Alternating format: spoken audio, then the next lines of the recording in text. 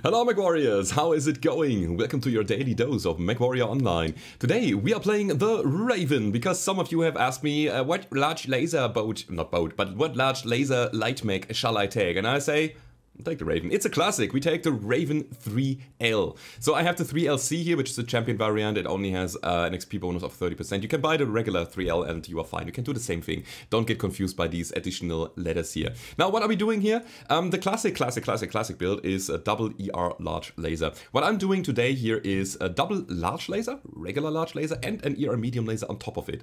Now, let me quickly talk about why I do what here. First of all, no extended large lasers, because I want to have a colder mech. I want to have a colder loadout. I want to be able to fire more often and be active more often. Usually I don't snipe at about 700 meters. That's not what I do. I like to shoot at about 500 meters. 500 meters is long for me. And I really like to be, again, super active and use my weapons all the time so that the enemies die faster. And that's why I take the regular larges over the extended range larges, because they have a higher heat. I mean, our larges have lower heat than, you know, you get the point. Now, an ER medium laser on top of it is syncing up very, very well with the regular larges, and this is one of the reasons why I'm also taking the regular larges, because then I don't have to worry if I should shoot my medium laser or if I should shoot my larges, and, you know, that's just me. Also, I have split up my large lasers into arm and torso, and the reason is that if I lose my arm, I still have firepower, or I have more firepower in the torso there. The hard points are almost the same height. It's sometimes a little bit tricky to manage the different beam directions when you are not having on arm lock, but if you just put on arm lock, you are fine. And on top of it, of course, the Raven 3L, that is the cool thing, the perk of the Raven 3L. It has ECM, so you can just sneak up on the enemy and get yourself a good position, lay down and cover, have your ECM shielding you from the enemy sensors, and then shoot them. Of course, they can trace back the laser beam, but if you reposition every now and then, you will confuse the enemy, you will drive fear into their hearts and open up space for your team to fight. And that's basically it. XL engine 255 for reasonable speed also comes already with 10 heatsinks, and we put 2 additional heatsinks on top of it and have crazy DPS, although we are running a full energy build here. Now, you could of course go for a bigger engine and drop this double heatsinks here, but I don't like it. I don't need it. That's the thing. 118 kph is just enough for what we want to do, and therefore that. So, skill build. Let's take a brief look into that. Classic laser vomit here. We have the laser duration nodes, of course. We have the heat chain nodes, of course. This is optional, the cooldown here, but honestly, reward chances. Honestly, with such great heat management, you can afford the cooldown nodes. It's super good. No armor, no survivability, because we don't want to get hit at all. Instead, I am going for mobility today.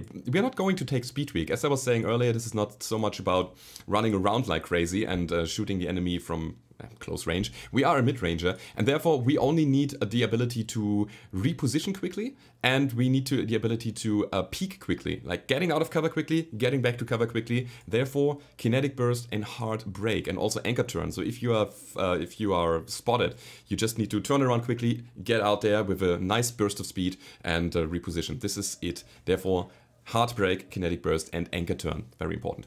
Now, actually, it's nice to have. These were some spare points that I have, and I put them in here. This is to keep in mind. What's more important is operations. As I was saying, you want DPS in this, and therefore full cool run, and you can see that in the game. You will not overheat. You can manage the heat so well with that. Also, this is a must-have. And I would advise you to go for these nodes very early on, the Enhanced ECM Systems 1 and Enhanced ECM Systems 2. Because otherwise your ECM, the bubble that you are creating to shield you from the enemy, will be very, very small actually. So the enemy can, actually that's the other way around. Anyhow, the enemies can spot you or sensor lock you from mid-range, and the more ECM nodes you have, the smaller your tracking radius gets. So they have to be super close to actually see you or sensor lock you. Now, double artillery to amplify our damage a bit, and we have the double cool shot just in case. You will see, you you will see that. This is not really needed. You could also have UAV, but let me tell you this, guys, as a mid-ranger, usually I do not take UAVs because UAVs make sense on the front line when you want to pop that up and see where the enemies are before you make a push or before you make a move, but we don't do these moves in the build, and therefore I do not use a UAV.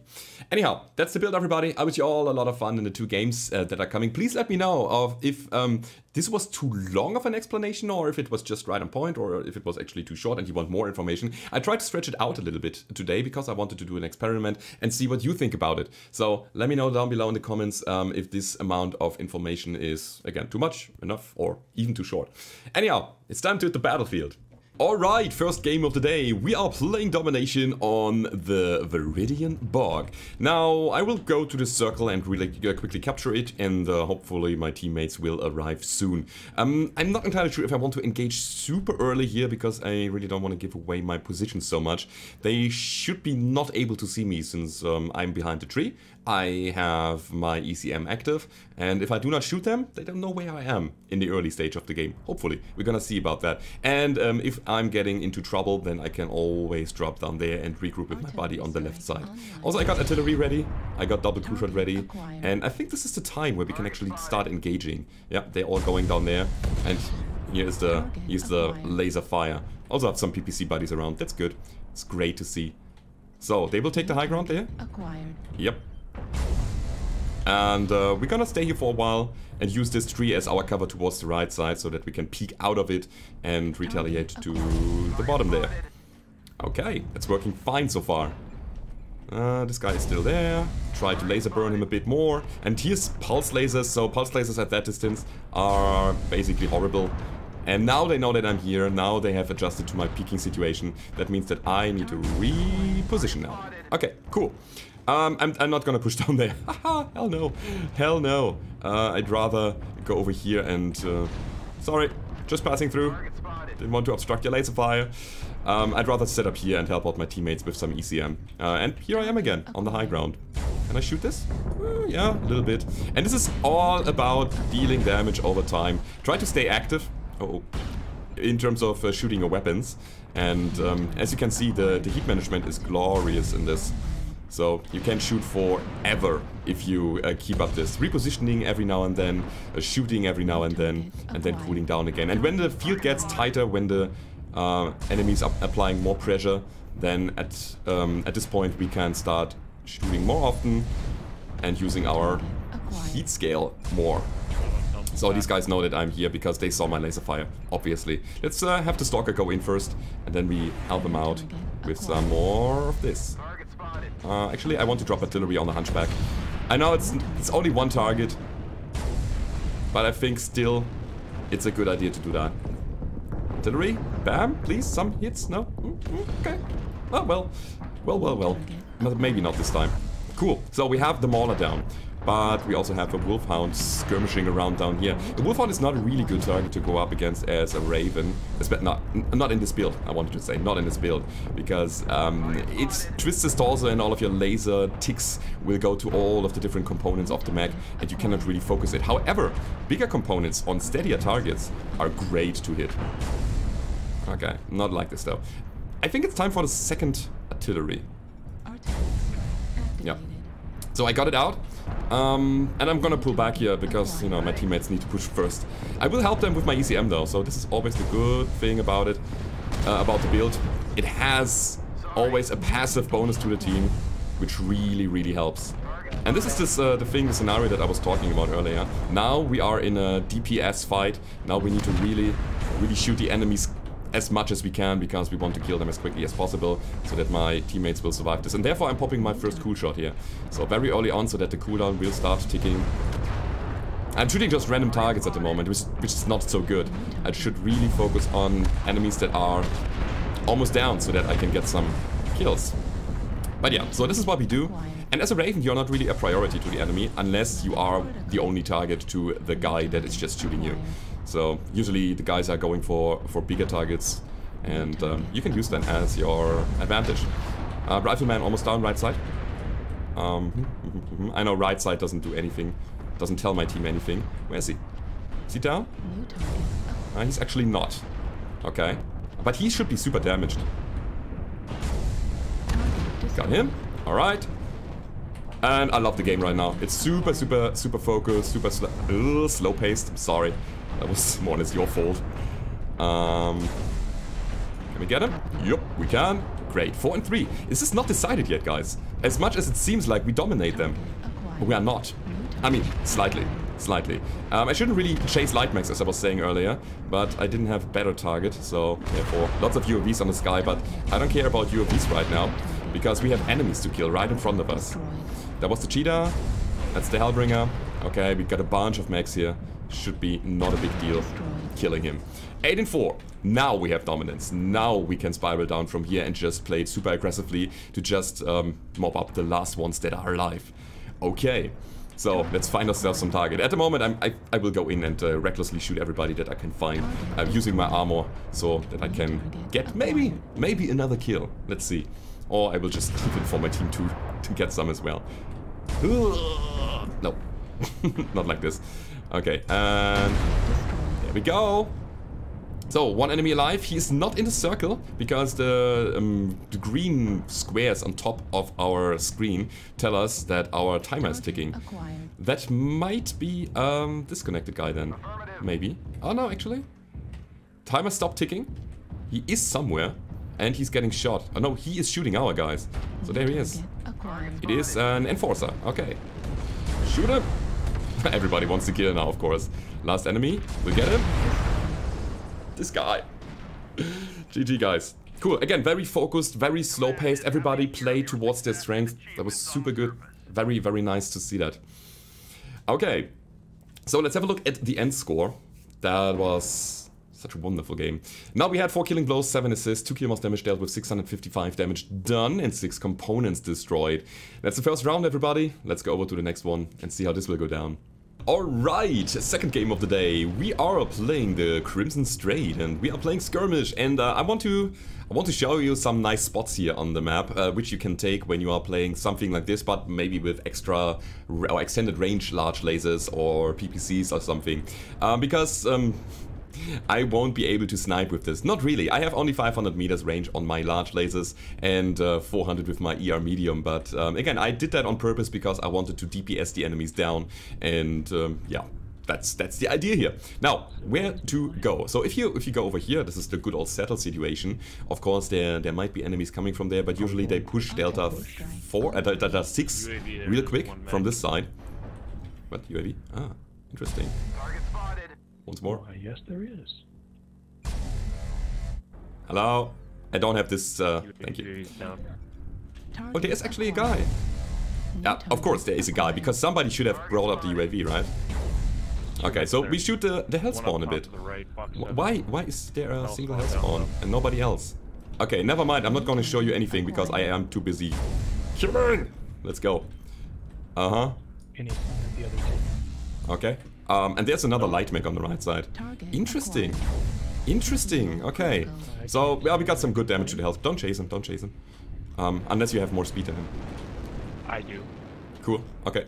So, back to the spots. So, if you are here, you can get up here on the hill and can get all the way up there, over here, without a problem, and then have this overview. Isn't that beautiful? So, if the enemies are down there, you can snipe them. And that's cool. So yeah, we only deal minimal damage to that guy down there, the Uziel. This is not really a big deal, but we deal damage, and that's important. So they will feel uncomfortable when they are getting harassed by long range. I only hope that they don't have anything to retaliate. That's the important thing. Zap. Oh, yes. Okay, he's prepared. I'm gonna go. So repositioning when you are being caught is the important thing. We have an Osiris there in Fox 7, guys. Single Osiris sniping. This is weird, this game. Oh my god. You guys in the lower platform, get out there. You guys in Fox 5, run to the saddle, please. This is so important that they reposition immediately. Uh-oh. Uh-oh. I don't want to drop here. Uh-oh. They didn't see me yet, so the good thing is that I have ECM. And if I didn't shoot, or if I don't shoot, then... you know, they won't see that I'm here. Also disconnected as Old Mech in the worst scenario ever. Ever. Oh my god, this guy's gonna die. And sadly he's on my team, so yeah. Ouchie. So the laser trace here was not that good. If you are shooting a moving target, always try to focus on the single component and then go with the motion of the mech. Oh, actually we should go for... No, wait. I targeted the wrong target. Yeah, they got the disconnected guy. Okay. He should be so damaged. Okay. And this is why I'm using regular larges instead of extended larges. Because I want to have DP freaking S. I want to be able to shoot all the time. Oh yeah, please, please. I should really bring up a arm-only weapon group. So important. But yeah, this is just it. Okay, so we have the firing line here set up. Can shoot the Uziel down there. Oh my god, this is so scary. Shoot you a bit. I really wanted to drop artillery again, but somebody else used it. It's the right call to make here. Absolutely. The Wolverine is probably running a light engine. So... okay, we got this. This is what we do, guys. This is... it might seem a little bit boring, but it's strong. It is what we do as a Raven. And I'm pretty happy that my teammates decided to actually help out on the saddle here. And... oh, Gauss rifles. Scary. Super scary. I like to be active a lot with my mechs, and this is perfect. Ooh, heat level critical though. Okay, we can shoot the lasers, the largest again. Okay, we got that. Are you going for me? Not really. Oh, this is perfect actually. We got them pushed down and we got serious damage on them already. By the way, if you can, I don't know if you can see that, but make sure that you are constantly in motion, rocking back in an erratic pattern, watching your enemies that you are focusing if they want to retaliate, if they want to shoot you back, and then at that point, just making a move to a different direction.